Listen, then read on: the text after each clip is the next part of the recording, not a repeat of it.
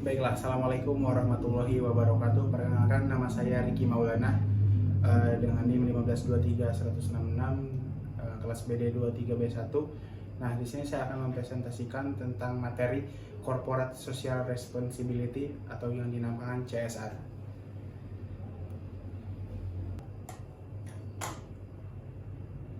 Nah, apa yang dimaksud dengan CSR itu? CSR adalah Corporate Social Responsibility adalah bentuk komitmen perusahaan untuk berkontribusi terhadap pembangunan ekonomi yang berkelanjutan dengan secara bertanggung jawab terhadap dampak sosial, ekonomi, dan lingkungan dari aktivitasnya. CSR dilakukan untuk memenuhi harapan para pemangku kepentingan seperti karyawan, pelanggan, masyarakat, pemerintah, dan lingkungan di sekitar. Jadi perusahaan itu mempunyai dampak positif bukan hanya untuk kepentingan perusahaan tapi untuk kepentingan lingkungan masyarakat yang bisa diterima oleh masyarakat atau karyawan di lingkungan di sekitar. Kemudian, apa tujuan dari CSR? CSR mempunyai 5 tujuan, yaitu meningkatkan citra perusahaan. CSR membantu membangun reputasi yang positif di masyarakat. Kemudian yang kedua, memberikan dampak positif bagi masyarakat. CSR bertujuan untuk meningkatkan kualitas hidup komunitas tempat perusahaan beroperasi. Kemudian yang ketiga, mengurangi risiko bisnis dengan berkontribusi pada aspek sosial dan lingkungan. Perusahaan dapat mengurangi potensi konflik dengan masyarakat dan pemerintah. Kemudian yang keempat, meningkatkan loyalitas pelanggan. Konsumen cenderung mendukung perusahaan yang memiliki kepedulian terhadap masyarakat dan lingkungan. Yang kelima, mendukung keberlanjutan bisnis. CSR memastikan bahwa perusahaan berjalan sesuai dengan prinsip keberlanjutan dan untuk masa depan. Nah, kemudian ada pilar-pilar yang harus diperhatikan oleh CSR, yaitu yang pertama ada ekonomi. Ekonomi ini fokus pada penciptaan keuntungan dengan cara yang etis dan berkelanjutan.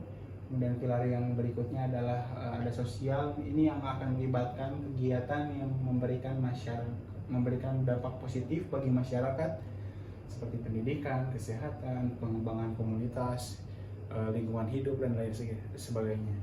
Kemudian di lingkungan, perusahaan bertanggung jawab untuk menjaga kelestarian lingkungan seperti mengurangi emisi karbon, mendaur ulang, dan menggunakan energi yang ramah lingkungan.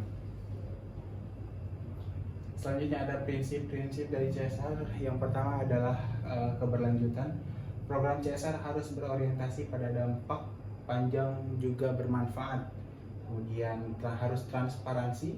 Perusahaan harus menjalankan CSR dengan jujur dan terbuka kepada seluruh masyarakat, pemerintah, dan lain sebagainya. Selanjutnya ada yang ketiga, berorientasi pada stakeholder. Program CSR harus memenuhi kebutuhan para pemangku kepentingan. Selanjutnya yang terakhir ada akuntabilitas. Perusahaan bertanggung jawab terhadap hasil dari program yang dijalankan. Nah, ada jenis-jenis program tentang CSR. Ada salah satunya filantropi. Ini yang memberikan dampak sumbangan berupa dana, barang, ataupun jasa kepada komunitas atau organisasi sosial di lingkungan perusahaan. Kemudian ada pengembangan komunitas. Contohnya membangun fasilitas umum seperti sekolah, ibadah, infrastruktur, atau misalkan pos ronda, dan lain sebagainya ya. Kemudian yang ketiga, keberlanjutan lingkungan, meliputi program penghijauan, pengelolaan limbah, atau penggunaan energi terbarukan.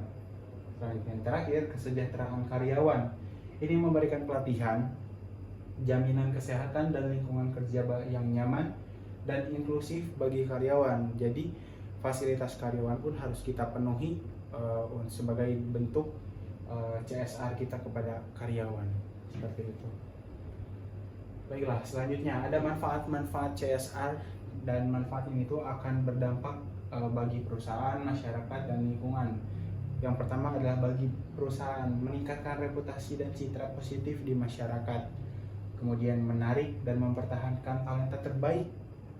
Yang terakhir ada mendukung keberlanjutan bisnis, itu bagi perusahaan. Kemudian bagi masyarakat, meningkatkan akses pendidikan, kesehatan, dan infrastruktur. Kemudian memberdayakan masyarakat melalui pelatihan atau keterampilan. Bahkan mungkin ada pekerja-pekerja yang daerah lingkungannya khusus untuk daerah sekitar untuk memfasilitasi lowongan pekerjaan sebagai dampak positif bagi perusahaan untuk masyarakat sosial.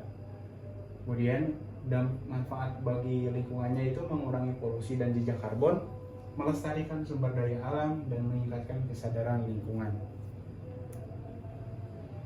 Kemudian ada contoh-contoh perusahaan yang dapat kita implementasikan dalam bidang CSR.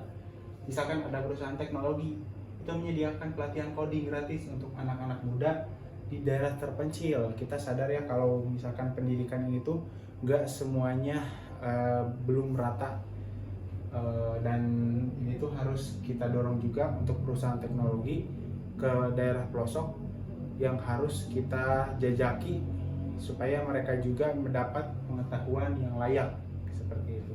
Kemudian ada perusahaan energi mengembangkan program energi terbarukan seperti panel surya di daerah-daerah tanpa listrik. Selanjutnya ada perusahaan retail mengadakan program daur ulang kemasan dan memberikan diskon untuk pelanggan yang mendukung inisiatif tersebut. Kemudian terakhir, perusahaan makanan membantu petani lokal dengan menyediakan pelatihan dan akses pasar yang lebih baik. Kita tahu kalau misalkan kita beras pun masih impor, nah makanya pemerintah juga harus menyediakan, terutama untuk perusahaan makanan, kita memberdayakan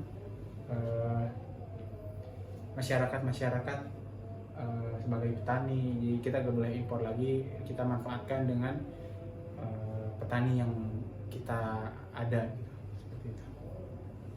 Kemudian strategi implementasi CSR yang efektif itu seperti apa sih? Nah, ini ada beberapa cara, ada beberapa 5. Yang satu, melakukan analisis kebutuhan. Nah, analisis kebutuhan itu seperti apa? Mengidentifikasi isu sosial atau lingkungan yang relevan bagi perusahaan dengan lokasi operasional perusahaan. Kemudian yang kedua, melibatkan stakeholder. Nah, stakeholder ini berdiskusi dengan pemangku kepentingan untuk memastikan program CSR berjalan dengan yang relevan, berjalan dan berdampak nyata. Yang ketiga, menetapkan tujuan yang jelas. Nah, ini tuh harus menyusun target dan indikator keberhasilannya itu seperti apa dari perusahaan, seperti itu. Yang keempat, melaksanakan program secara berkelanjutan. Harapannya kita nggak hanya di satu waktu program CSR ini berjalan, tapi berkelanjutan dampaknya bagi seluruh yang terkena. Kemudian evaluasi dan laporan. Ini sebagai tolak ukur keberhasilan program CSR, apakah hari ini harus dilakukan secara transparan, apakah berhasil atau tidak, dan apakah perlu dievaluasi atau sudah cukup memuaskan. Kemudian ada tantangan dalam CSR. Nah, ini dibagi dari 4 bagian. Yang pertama ada anggaran yang terbatas. Nah, perusahaan kecil mungkin menghadapi keterbatasan dana untuk program CSR. Ini untuk UMKM terutamanya akan kesulitan di anggaran yang terbatas. Kemudian ada tantangan yang kedua, minimnya partisipasi masyarakat. Nah, kadang program CSR juga tidak berhasil karena kurangnya dukungan dari komunitas lokal. Jadi ada yang mungkin menolak ataupun ada yang tidak mendukung atau menolak sama sekali, seperti itu. Kemudian yang ketiga, ada integrasi yang buruk. Nah, CSR tidak selalu terintegrasi dengan strategi bisnis utama perusahaan. Terkadang misalkan ada oknum ataupun ada perusahaan yang tidak sesuai dengan program CSR yang harusnya dilaksanakan.